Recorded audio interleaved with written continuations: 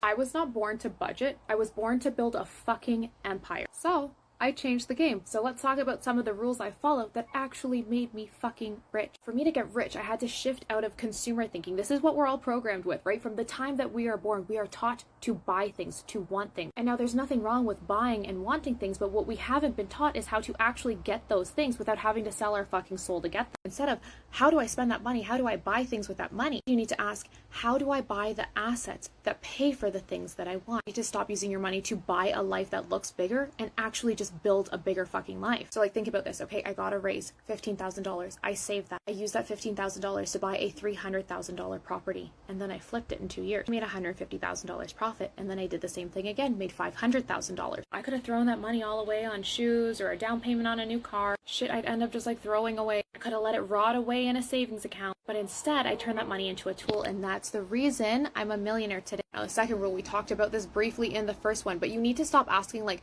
how do I buy the car? And instead ask yourself, how do I buy the thing that pays for the car, or whatever other thing you want to buy? Because if you buy the car with cash, the money's gone. If you buy the car with cash flow from an investment, you get the car, you still have the investment, and when the car's paid off, now you have another stream of income that you can use to buy something else. That's how you build a rich life. Don't buy the liabilities first. You buy the assets first that pay for the liability. Rule number 3, you need to understand this, okay? Budgeting doesn't build wealth.